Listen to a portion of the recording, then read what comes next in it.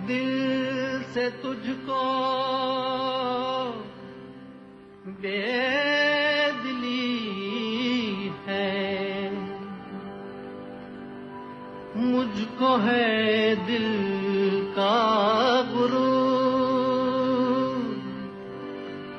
तू ये माने के न माने, लोग मानेंगे जरूर। ये मेरा दीवानापन है या मोहब्बत का सुरूर। ये मेरा दीवानापन है या मोहब्बत का सुरूर। तू न पहचाने तो है ये तेरी नजरों का कसूर। ये मेरा दीवानापन है।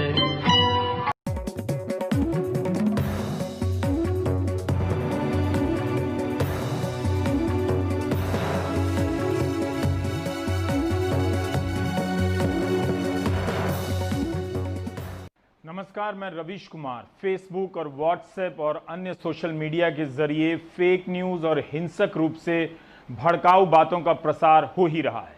यह एक तथ्य है, गप नहीं है। आए दिन आपके व्हाट्सएप के इनबॉक्स में भद्दी गालियां, झूठे दावे वाले पोस्ट, एक समुदाय के खिलाफ ऐसी ऐसी बातें जिससे आप भड़क जाएं, ऐसी चीज़ें आती रहती हैं। कई लोगों को पता है जो ऐसे पोस्ट को सही मानते हैं, राय बनाते हैं और आगे फॉरवर्ड कर देते हैं। 2020 में इसे अलग से बताने की ज़रूरत नहीं होनी चाहिए। हाँ, ये बताने की अब भी ज़रूरत है कि बहुत से लोगों को पता ही ना चल सकेगा कि उनकी सोच झूठ और हिंसक बातों से बदली जा चुकी है। सोशल मीडिया के इन प्लेटफॉर्म ने एक बड़े तबके में यह बात घुसा दी है कि हिटलर के दौर में 60 लाख यहूदियों का नरसंहार नहीं हुआ था, यह एक झूठी घटना है। इतिहास और किताबों से दूर एक पीढ़ी के बड़े तबके में एल्गोरिदम का इस्तेमाल कर इस तरह के फर्जी वीडियो और पोस्ट पहुंचा दिए जाते हैं। वो अब यकीन भी करने लगे हैं कि यहूदियों का नरसंहार एक झूठ था। आखिर एल्गोरिदम के अपने फॉर्मूले से ऐसे वीडियो और पोस्ट को ऊपर करने वालों का कुछ तो खेल रहा होगा। अगर गार्डियन की पत्रकार ने इस खेल को नहीं पकड़ा होता तो बेरोक टोक जारी रहता। अब भी इसके जारी रहने की खबरें आती रहती हैं। जब नरसंहार की इतनी बड़ी घटना अपने दिमाग और चश्मे की नज़र से गायब की जा सकती है तो फिर झूठ को सच क्यों नहीं साबित किया जा सकता है, खासकर तब जब इसमें गोदी मीडिया का साथ हो। भारत के संदर्भ में कह रहा हूं। इस खेल को जानिए, वैसे भी अब आपके हाथ में कुछ बचा नहीं है। जानने के अलावा आपको एक और फ्लैशबैक में ले चलते हैं। 2019 के चुनाव के दौरान हफ्पोस्ट की एक रिपोर्ट आई थी, आप भूल गए होंगे। अंग्रेजी में थी तो हिंदी के दर्शकों पाठकों तक नहीं ही पहुंची होगी। समर्थ बंसल, गोपाल साठे, रचना खैरा और अमन सेठी की रिपोर्ट थी। यह रिपोर्ट बताती है कि बीजेपी और उसके कार्यकर्ताओं को भी पता नहीं था, लेकिन एक अलग संगठन खड़ा कर दिया गया जो पार्टी के लिए चुनावी माहौल बनाने लगा। यह संगठन अलग से काम करता था। इसके खर्चे का चुनावी ब्यूरो में कहीं जिक्र नहीं है। इसका नाम था the association of billion minds, ABM। इस संस्था को भाजपा अध्यक्ष अमित शाह की निजी सलाहकार इकाई के रूप में काम करना था। यह संस्था ABM तब से लोगों के बीच में और सोशल मीडिया प्लेटफॉर्म, व्हाट्सएप आदि पर झूठ फैलाने, चर्चा कराने आदि के काम में जुटी हुई थी। मार्च 2018 में भाजपा के IT सेल प्रमुख अमित मालवीय से इंडिया टुडे के कार्यक्रम में जब इस संस्था से भाजपा के संबंध के बारे में पूछा गया तो उनका जवाब था कि वे ऐसी किसी संस्था को नहीं जानते हैं। जबकि हफ पोस्ट की रिपोर्ट के अनुसार यह संस्था इंटरनेट पर पार्टी के लिए मैं भी चौकीदार, भारत के मन की बात, नेशन विथ नमो जैसे कई अभियानों की रूपरेखा तय करती थी और उनके लिए सामग्री तैयार करती थी। सोशल मीडिया पर ऐसे पेजों को इस तरह बनाया गया कि वे ABM या भाजपा द्वारा संचालित न लगकर मोदी के प्रशंसक पेजों की तरह दिखें।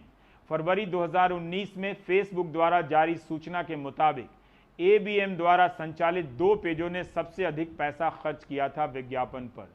हफ्पोस्ट ने अपनी जांच में पाया कि सही गलत असीमित सूचनाओं से मतदाताओं को प्रभावित करने के लिए संसाधन संपन्न एक बड़ी मशीनरी खड़ी कर दी गई जो सोशल मीडिया का खूब इस्तेमाल कर रही थी, जिसका उद्देश्य था हमेशा नरेंद्र मोदी को ही फोकस में रखना। 2019 में चुनाव के पहले हफपोस्ट इंडिया ने एक खुफिया संस्था पे एक इन्वेस्टिगेशन करी। इस संस्था का नाम है एसोसिएशन ऑफ बिलियन माइंड्स या ABM। ABM जो है 2017 से बीजेपी की इन हाउस इलेक्शन कंसल्टेंसी है। ABM के लोगों ने हमें बताया कि वो डायरेक्ट अमित शाह जी को रिपोर्ट करते हैं। ABM की फंडिंग जो है बीजेपी के डोनरों से आती है, लेकिन पब्लिकली बीजेपी के लीडर कहते हैं कि उनको ABM के बारे में कुछ नहीं पता। अमित मालविया बीजेपी के IT सेल के हेड ऑन रिकॉर्ड बोल चुके हैं कि उनको पता नहीं कि ABM क्या है। तो क्या है ये ABM और ये क्या करती है? हमारे इन्वेस्टिगेशन में पता चला कि उस समय ABM में एटलीस्ट 160 एम्प्लॉय थे। वो ऑफलाइन कैंपेन्स भी कोऑर्डिनेट करते थे और ऑनलाइन कैंपेन भी कोऑर्डिनेट करते थे। ऑनलाइन कैंपेन में वो काफ़ी सारे फेसबुक पेजेस चलाते थे। आपके दर्शकों ने इनके कुछ नाम सुने होंगे, जैसे भारत पॉजिटिव, भारत की मन की बात, नेशन विद नामो, जो दूर से या ऊपर से लगते हैं कि कोई मोदी प्रेमी भक्त ने बनाए हों, पर एक्चुअली ये पेड एम्प्लॉयज़ का काम है जो ABM के लिए काम करते हैं।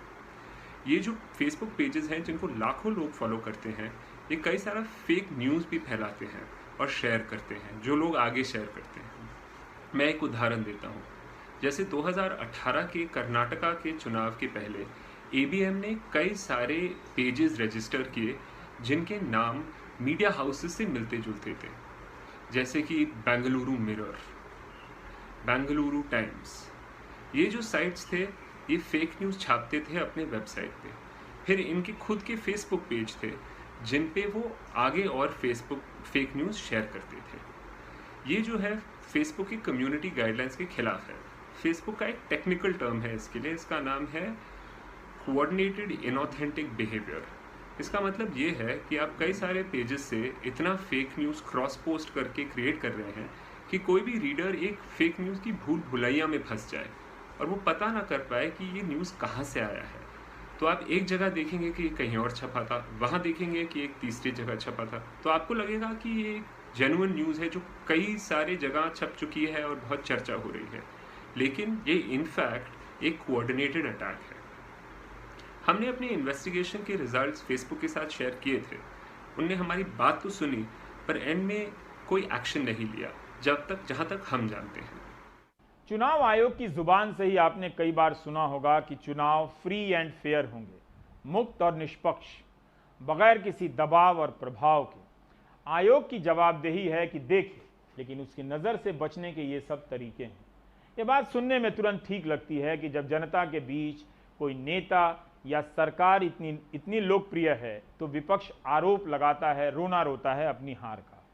मगर यह सवाल का एकमात्र जवाब नहीं है, बल्कि दूसरे सवालों की शुरुआत है। सवाल है कि लोकप्रियता किस आधार पर तैयार की जाती है, इसमें झूठ का कितना योगदान है, क्या इसमें सोशल मीडिया के प्लेटफॉर्म की कोई भूमिका नहीं है, क्या उस प्लेटफॉर्म के जरिए विपक्ष की आवाज़ को नहीं दबाया जा रहा है। गोदी मीडिया में विपक्ष के लिए अब कोई जगह नहीं होती है। विपक्ष को लगता है कि सोशल मीडिया है, लेकिन वहाँ भी उसकी आवाज़ बंद की जाती है। क्या यही फ्री एंड फेयर इलेक्शन है? लोगों का पर्सनल डेटा लेकर उन्हें प्रभावित किया जाता है, प्रभावित करने के लिए झूठी बातें दी जाती हैं, भड़काऊ बातों से उन्हें गरमाया जाता है, उकसाया जाता है। इसे आप यूं समझिए, मीडिया से विपक्ष को रोक दीजिए, गायब कर दीजिए, सोशल मीडिया से विपक्ष को गायब कर दीजिए, तो क्या आपको दिखेगा कि विपक्ष क्या कर रहा है? सवाल ये है, अनाम कंपनियां बेशुमार पैसा खर्च कर ऐसे प्लेटफॉर्म के जरिए नफरती ज्वार पैदा करें जिसके आक्रोश में आकर आप राजनीतिक निर्णय करें। सवाल उसका है, क्या एक मतदाता के तौर पर आप जानना नहीं चाहेंगे कि आपकी जानकारी सच के आधार पर है या झूठ के आधार पर? कांग्रेस और बीजेपी को यह बताना चाहिए इसके बाद भी कि फेसबुक, ट्विटर की भूमिका को लेकर उनकी नीतियां क्या हैं। एक राजनीतिक दल के तौर पर दोनों का फेसबुक पर इतना विश्वास या अविश्वास किस आधार पर है? क्या अमेरिका, ब्रिटेन, जर्मनी में उठ रहे सवालों को लेकर उनके मन में कोई संदेह नहीं है? क्या उन सवालों के संदर्भ में भारत में इन प्लेटफॉर्म की भूमिका को वो नहीं देखना चाहते हैं?